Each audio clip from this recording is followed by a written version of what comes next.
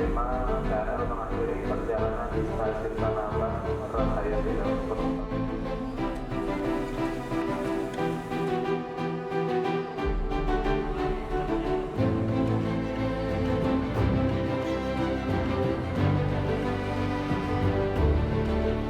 Sebetulnya Gen Z ini kan ada di rentang usia sekarang ini adalah 14 sampai 28 tahun kurang lebih ya.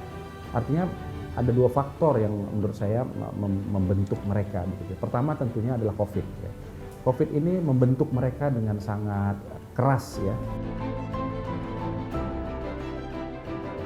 Yang kedua, era digital. Ya.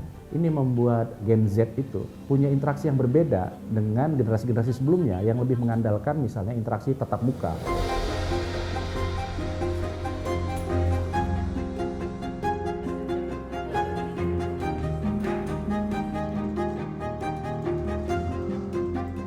Tenaga kerja sekarang lebih didominasi akan mulai masuk ke Gen Z, di mana di tahun 2030 diperkirakan Gen Z ini akan mulai mendominasi tenaga kerja Indonesia. Mereka akan lebih sangat mudah mendapatkan informasi dengan ada berbagai macam teknologi di area mereka. Ini juga akan mempengaruhi dalam proses mereka menyerap informasi serta untuk menerima keadaan psikologis diri.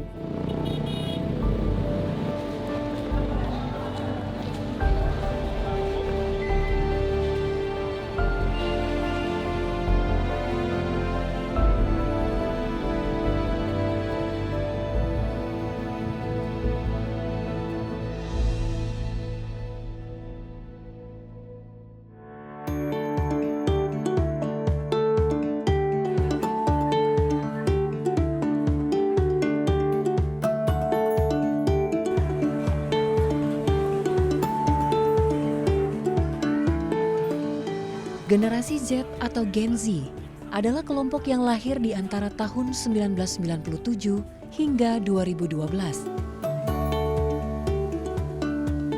Tumbuh di era digital sebagai bagian utama dari keseharian, Gen Z dikenal sebagai generasi yang mudah dan cepat beradaptasi dengan perkembangan teknologi dan informasi.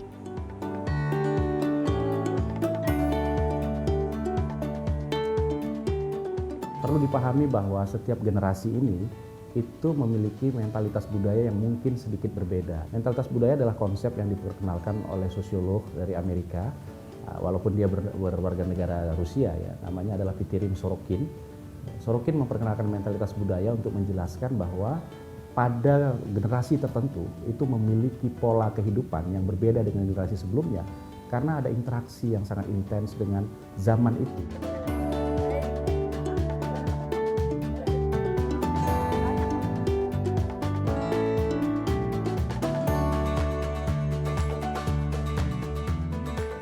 Sebagai contoh misalnya baby boomers ya.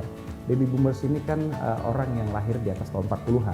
Sebetulnya dia menjadi dewasa di sekitar 60-an, 70-an.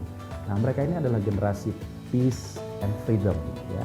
Kenapa? Karena di era itu masih ada sisa-sisa perang dingin dan tapi juga sedang terjadi perang besar di Vietnam dan di Amerika Latin begitu. Jadi mereka memperjuangkan kebebasan ya dan juga perdamaian ya. Selalu kata kuncinya adalah peace and freedom.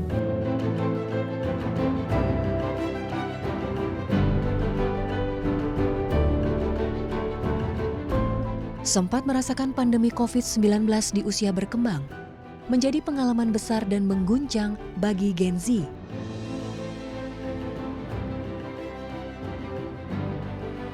Pandemi COVID-19 dibersamai dengan kemajuan teknologi digital tidak bisa dipungkiri menjadi faktor terbesar dalam membentuk pola interaksi dan nilai-nilai generasi Z yang bisa kita lihat saat ini. Menjadikan mereka unik dan berbeda dengan generasi sebelumnya.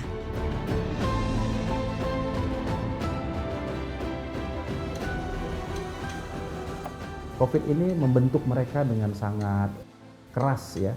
Artinya itu suatu pengalaman yang mengagetkan, mengejutkan begitu ya, yang bahkan tidak dialami oleh baby boomers. Beberapa generasi sebelumnya itu tidak merasakan itu.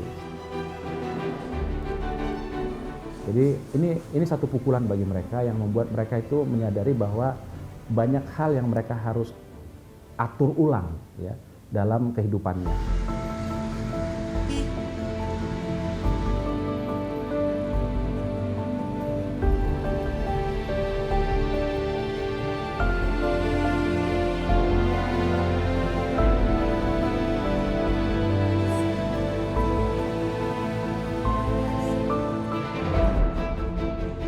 Gen Z itu punya interaksi yang berbeda dengan generasi-generasi sebelumnya.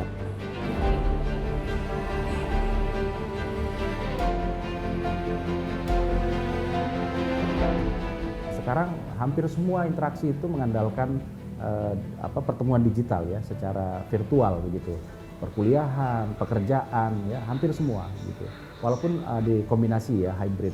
Tapi itu membuat ada mentalitas baru yang berbeda.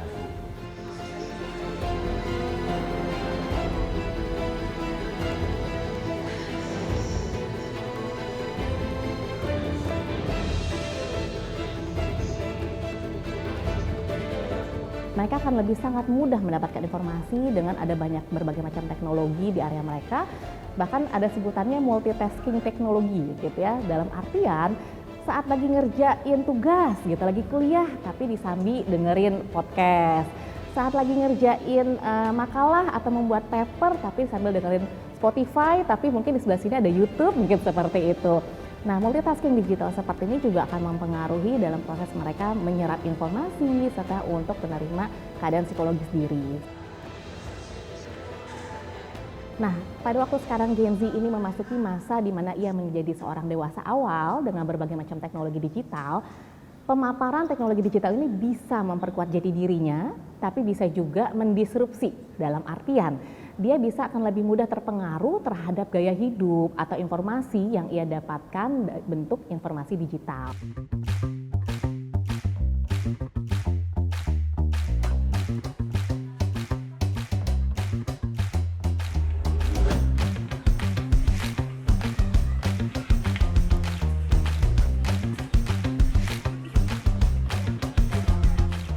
Kalau kita lihat-lihat nih di Gen Z itu kan kayak sosial media banget nih. Nah, menurut aku banyak sekali Gen Z yang memang kreatif dalam pembuatan video atau editing atau bahkan kayak sosial media dijadikan lapangan pekerjaan gitu. Jadi kayak segala hal bisa kreatif dan bisa dibuat sama Gen Z. Oversize itu dan jadi bukan yang ngepres banyak. Lebih kecanduan ini ya, namanya sosial media, gadget, segala macam. Karena kita aktivitas sehari-hari juga bergantungan lah, istilah udah bergantungan sama yang namanya gadget gitu kan.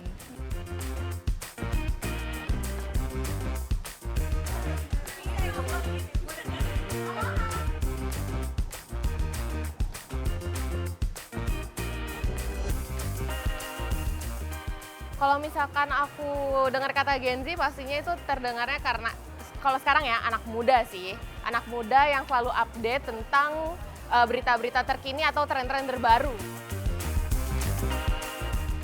Dibilang self-reward iya, karena menurut aku self-reward sendiri untuk aku ya, definisi aku itu memberikan kebahagiaan untuk aku sendiri. Jadi dengan bertemu teman-teman yang memiliki hobi yang sama, interest yang sama, itu membuat aku tuh bahagia gitu. Jadi kayak kita sama-sama share kebahagiaan lah gitu. Ini adalah salah satu bentuk self-reward aku, merayakan ulang tahun idola kita bersama-sama.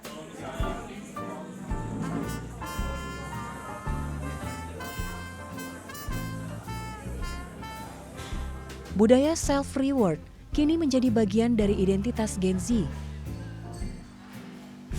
Di tengah tekanan dan tuntutan, mereka menemukan kebahagiaan dalam momen-momen kecil.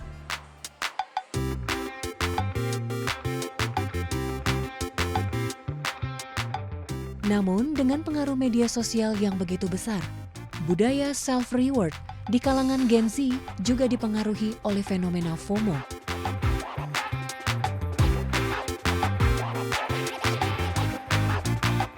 Pemaparan media sosial sangat memudahkan Gen Z ini untuk ikut dalam gerakan FOMO ini. FOMO adalah fear of missing out, di mana mereka takut atau khawatir untuk ketinggalan hal-hal yang sedang terjadi di sekitar mereka.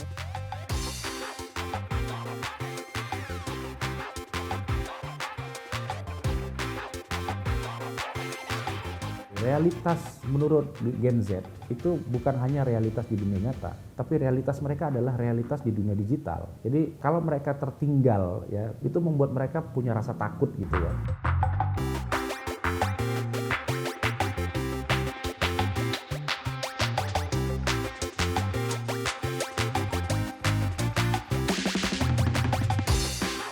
Healingnya itu FOMO sebetulnya ya. karena sekarang sudah eranya medsos ya, terus ketika orang-orang ternyata jalan ke sana jalan ke sini ya, yang penting itu kan adalah apa yang terlihat di depan kameranya, bukan di belakang kameranya. Ya, itu yang jadi poin. Jadi healing sekarang itu bukan the real healing. Healing is sharing something good to others. Itu poinnya.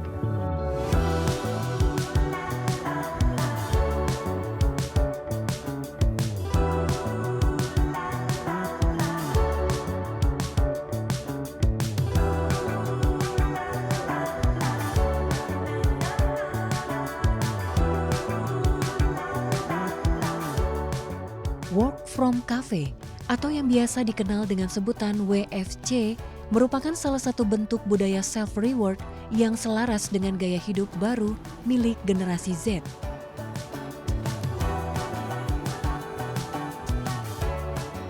Kebiasaan bekerja dari kafe telah menjadi salah satu gaya hidup Rangga, seorang freelance video editor dan music producer. Perkenalkan, nama aku Rangga, umur aku 20 tahun. Mungkin 75% kayak aku kerjanya di luar gitu.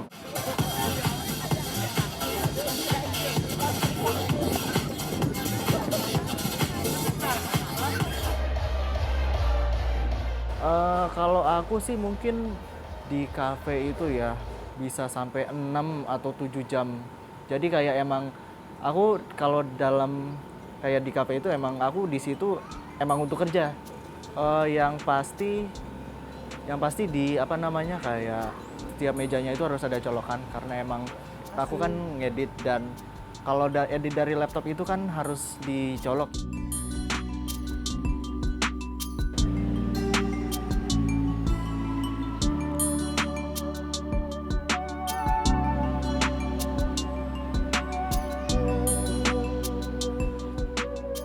Mungkin kayak vibes-nya kayak mungkin lingkungan dari kafe itu dan juga pemandangannya.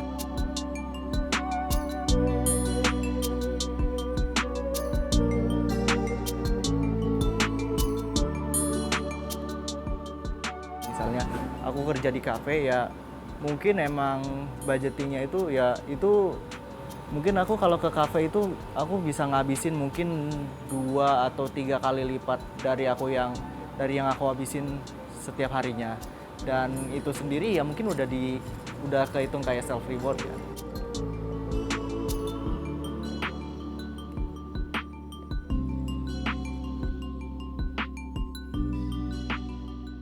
Istilahnya mendisiplinkan diri lah. Aku kayak oke, aku udah ngabisin duit, aku udah kayak beli makan buat diri aku sendiri. Nah, sekarang kamu kerja. Pokoknya kamu stay di situ sampai ya minimal targetnya udah terpenuhi lah.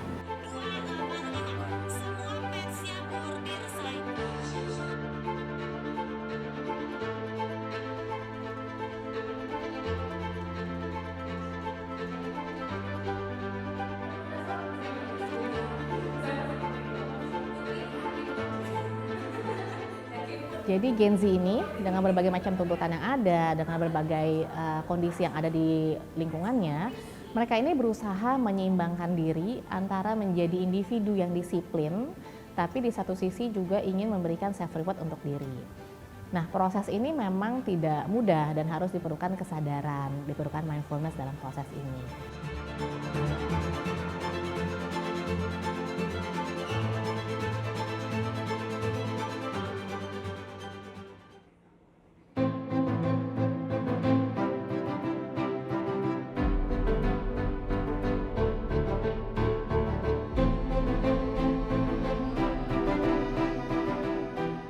Frugal lifestyle itu adalah representasi dari cara pandang orang yang ramah pada lingkungan. Ya, jadi bentuk berhemat itu sebetulnya bukan karena pelit dalam konteks Gen Z yang bisa kita pahami, tapi bahwa Gen Z ini merasa bahwa mereka perlu saving the earth, saving the nature gitu.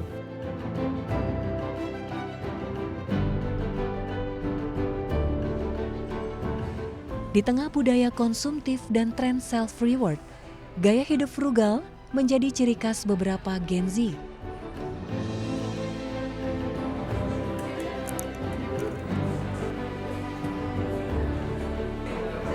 Bagi banyak anak muda, frugal living adalah cara untuk lebih bijak dalam mengelola keuangan sambil mengutamakan sustainability.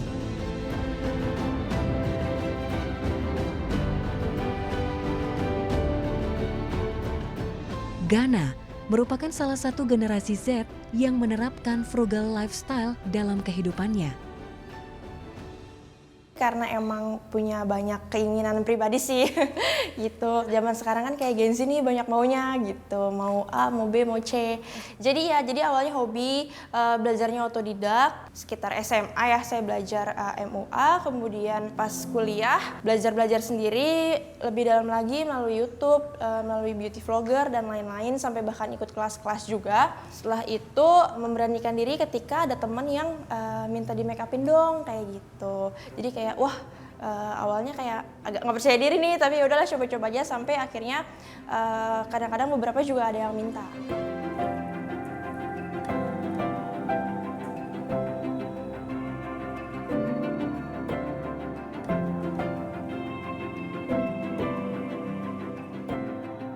Nah, Gen Z di satu sisi lebih memiliki kesadaran finansial yang tinggi, tetapi lebih kepada karena mereka menyadari bahwa mencari uang itu juga bukan hal yang mudah ya, mencari pekerjaan bukan hal yang mudah. Jadi Gen Z saat mendapatkan pekerjaan, mendapatkan income, mereka biasanya juga lebih wise dalam artian, apakah produk ini akan berjangka waktu lama atau enggak kalau saya pakai.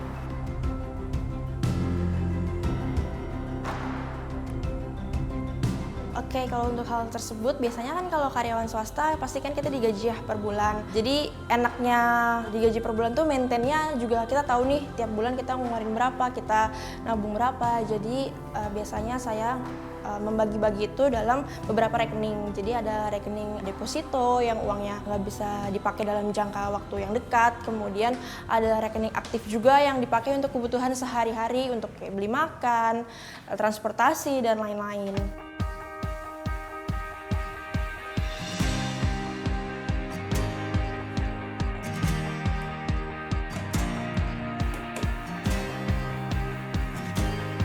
Untuk Senin sampai Jumat, saya sibuk menjadi karyawan swasta tersebut. Kemudian untuk di weekendnya, biasanya saya jadi MUA untuk ngambil job-job dari wisuda, orang-orang yang mau make up wisuda. Kemudian juga bahkan biasanya ada yang lamaran, seperti itu. Yang mendorong saya untuk gimana ya caranya bisa beli skincare atau make up sendiri, pakai uang sendiri. Saya juga punya keinginan kayak traveling atau jalan-jalan kemana kayak gitu. Jadi kayak traveling juga udah pasti membutuhkan uang yang cukup kan. Jadi hal tersebut yang mendorong saya buat kayak kayaknya harus ada uang tambahan lain yang untuk saya dapatkan. Software, pembuatan software itu ya kayak sepertinya udah tidak dilanjut karena saya udah confirm kirim juga message-nya ke WA. Berhubung dari grafik ini bisa kita lihat ini ada Java Spring Boot itu masih banyak ya permukaan. Mungkin dari Fani ada kendala nggak di kelas Golang atau React.js-nya gitu? Kalau dari saya pribadi itu udah pasti menyusun hal yang mana yang paling butuh dan yang paling penting gitu. Kalau misalnya kayak ada hal-hal yang viral yang misalnya harganya boneka harganya mahal lagi viral, selama saya nggak butuh ya saya nggak beli gitu. Jadi benar-benar diprioritasin untuk kebutuhan yang primer.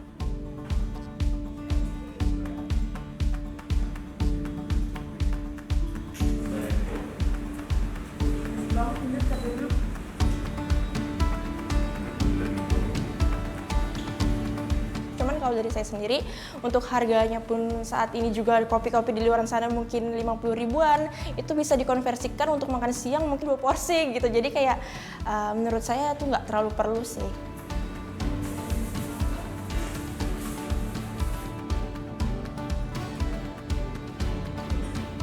Kemudian yang bisa kita hemat tuh biasanya dari untuk makan. Kalau misalnya makan siang, biasanya saya bawa bekal sendiri, entah itu bekal beserta lauknya atau biasanya nasinya aja, kemudian lauknya beli di kantor, itu juga bisa. Kemudian kalau di saya sendiri nih, itu lebih bisa menghemat untuk makan siang.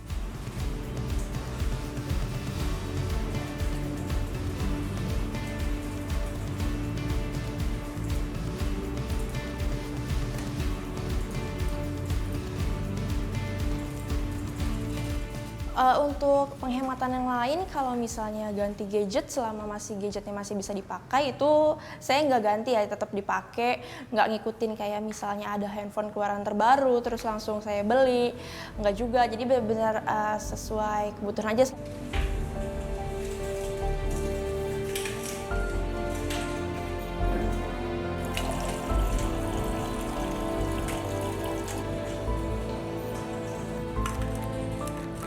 Kalau saya sendiri sih, tujuan utama untuk frugal living ini bukan untuk beli properti ya. Kalau misalnya tempat tinggal, selama kita masih ada tabungan yang cukup untuk menyewa, nggak harus beli rumah, jadi kita bisa tinggal di mana aja.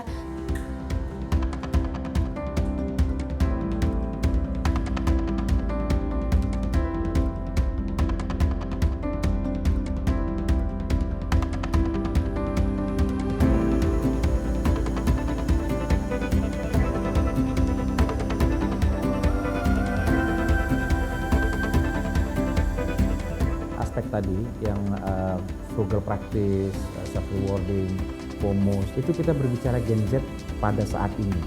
Nah, jadi kita harus pahami juga, mereka kan tidak hanya hidup di zaman ini.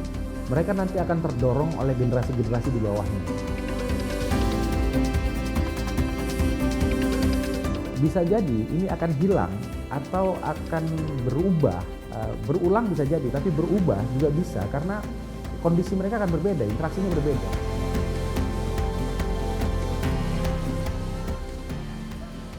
Kita bisa lihat ya dalam 10-20 tahun ke depan Gen Z ini ada perubahan.